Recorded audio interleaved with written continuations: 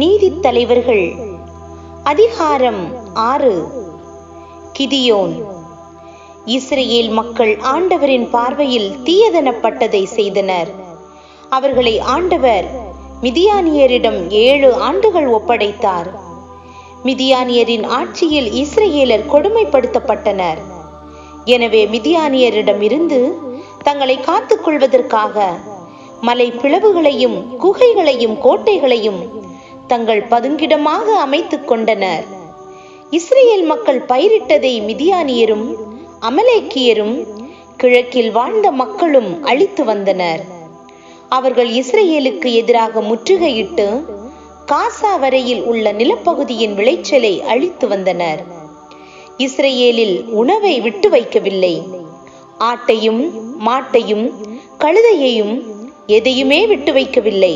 அவர்கள் தங்கள் கால்நடைகளுடனும் கூடாரங்களுடனும் வெட்டு கிளிகள் போல் பெருங்கூட்டமாக வந்தனர். அவர்களும் அவர்களுக்குரிய ஒட்டகங்களும் எண்ணிக்கையில் அடங்கா. அவர்கள் கொள்ளையடிக்க நாட்டினுள் வந்தனர்.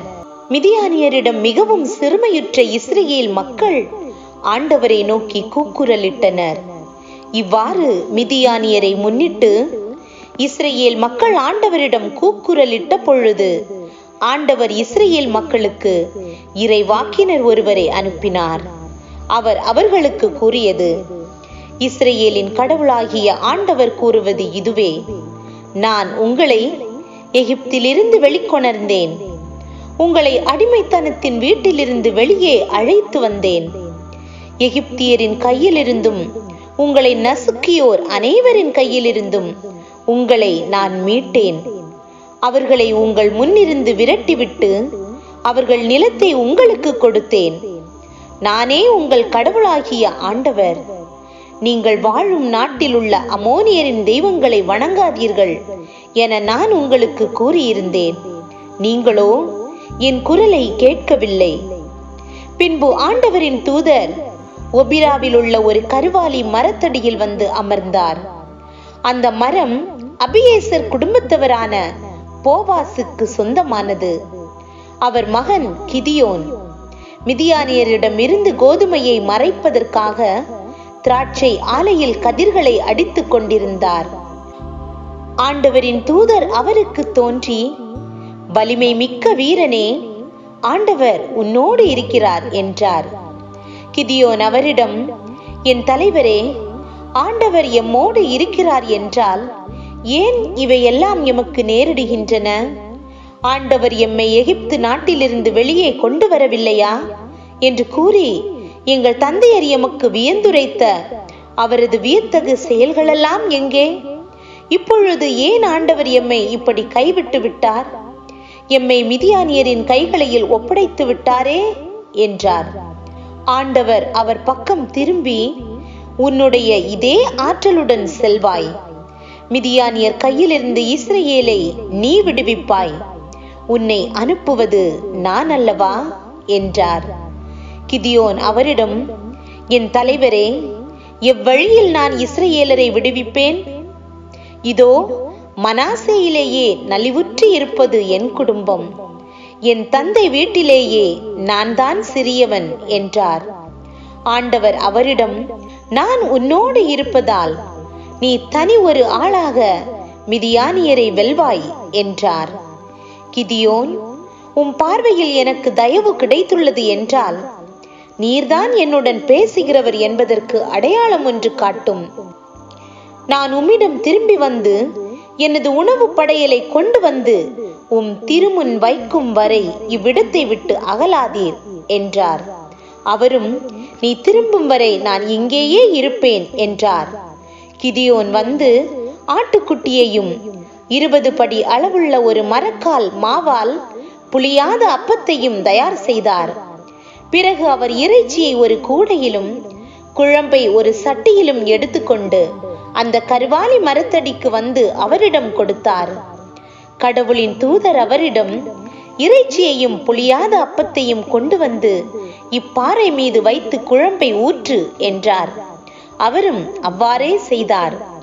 ஆண்டவரின் தூதர் தம் கையில் இருந்த கோலின் முனையால் இறைச்சியையும் புளியாத அப்பத்தையும் தொட்டார். பாறையிலிருந்து நெருப்பு எழும்பி இறைச்சியையும் புளியாத அப்பத்தையும் எரித்தது. ஆண்டவரின் தூதர் அவர் பார்வையிலிருந்து மறைந்தார். அப்போது கிதியோன் அவர் ஆண்டவரின் தூதர் என அறிந்து கொண்டார். கிதியோன், ஐயோ, இவர் என் தலைவராகிய ஆண்டவர், ஆண்டவரின் தூதரை நேருக்கு நேராக நான் பார்த்து விட்டேனே என்றார். ஆண்டவர் அவரிடம், உனக்கு நலமே ஆகுக, அஞ்சாதே, நீ சாக மாட்டாய் என்றார். கிதியோன் அங்கே ஆண்டவருக்கு ஒரு பலிபீடம் கட்டி எழுப்பினார். அதை நலம் நல்கும் ஆண்டவர் என அழைத்தார். அது இந்நாள் வரை அபியேசர் குடும்பத்தவருக்கு சொந்தமான ஒபிராவில் உள்ளது. அவ்விரவில் ஆண்டவர் அவரிடம், உன் தந்தைக்கு சொந்தமான ஓர் இளங்காளையையும் 7 வயதுள்ள மற்றொரு காளையையும் தேர்ந்தெடுத்துக்கொள். உன் தந்தைக்கு சொந்தமான பாகாலின் பீடத்தை இடித்து எறி, அதை அடுத்துள்ள அசேரா கம்பத்தை வெட்டி வீழ்த்து. உன் கடவுளாகிய ஆண்டவருக்கு இக்கோட்டையின் உச்சியில் முறையாக ஒரு பலிபீடம் கட்டு. 2வது காளையை கொண்டு வந்து நீ வெட்டிய அசேரா கம்பத்தை விறகாக்கி எரிபலியாக செலுத்து என்றார். கிதியோன் தம் வேலையாட்களில் 10 பேரை கூட்டிக் கொண்டு தமக்கு ஆண்டவர் இட்ட கட்டளையை நிறைவேற்றினார். அவர் தம் தந்தை வீட்டாருக்கும் நகர மக்களுக்கும் அஞ்சி அதை பகலில் செய்யாமல் இரவில் செய்து முடித்தார். நகர மக்கள் காலையில் துயில் எழுந்தனர். இதோ, பாகாலின் பலிபீடம் இடித்தெறியப்பட்டிருந்தது. அதை அடுத்திருந்த அசேரா கம்பம் வெட்டி வீழ்த்தப்பட்டிருந்தது. அங்கே எழுப்பப்பட்ட பலிபீடத்தின் மீது 2வது காளை எரிபலியாக்கப்பட்டிருந்தது. ஒவ்வொருவரும் தமக்கு அடுத்தவரிடம், இதை செய்தவர் யார் என்று வினவினர். அவர்கள் தேடி விசாரித்து, இதை செய்தவர் போவாசின் மகன் கிதியோன் என்றனர்.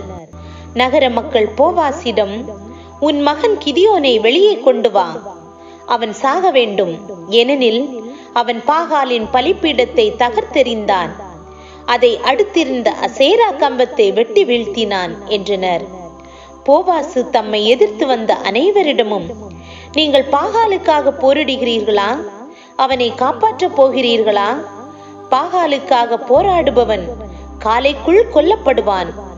பாகால் கடவுளாக இருந்தால் தன் பலிபீடத்தை தகர்த்தவனோடு அவனே போராடி கொள்ளட்டும் என்றார். தன் பலிபீடத்தை தகர்த்தெறிந்த இந்த மனிதனோடு பாகாலே போராடி கொள்ளட்டும் என்று கூறி அவர்கள் கிதியோனுக்கு எருபாகால் என்று அந்நாளில் பெயரிட்டனர். எல்லா மிதியானியரும் அமலேக்கியரும் கிழக்கில் வாழும் மக்களும் ஒன்று கூடி யோர்தானை கடந்து இஸ்ரேல் பள்ளத்தாக்கில் பாளையம் இறங்கினர். ஆண்டவரின் ஆவி கிதியோனை ஆட்கொண்டது. அவர் எக்காலம் ஊதி அபியேசர் குடும்பத்தவரை தம்மை பின்பற்றி வருமாறு அழைத்தார். மனாசே குலம் முழுவதற்கும் அவர் தூதரை அனுப்பினார். அவர்களும் அவர் பின்வர அழைக்கப்பட்டனர். ஆசேர், செபுலோன், நப்தலி குலங்களுக்கும் தூதரை அனுப்பினார். அவர்களும் அவர்களை சந்திக்க சென்றார்கள். கிதியோன் கடவுளிடம், நீர் கூறியபடி இஸ்ரேலை என் மூலம் விடுவிக்க விரும்பினால், இதோ, நான் ஆட்டுக்கம்பளியை போரடிக்கும் களத்தில் வைக்கிறேன். கம்பளி மேல் மட்டும் பனி இறங்கி இருந்து தரை முழுவதும் காய்ந்திருந்தேயானால், நீர் கூறியபடி என் மூலம் இஸ்ரேலை நீர் விடுவிப்பீர் என அறிந்து கொள்வேன் என்றார். அவ்வாறே நடந்தது. மறுநாள் காலை அவர் எழுந்து கம்பளியை பிழிந்தார். அவர் கம்பளியை முறுக்கி பிழிய பனி நீர் ஒரு கிண்ணம் முழுவதையும் நிரப்பியது.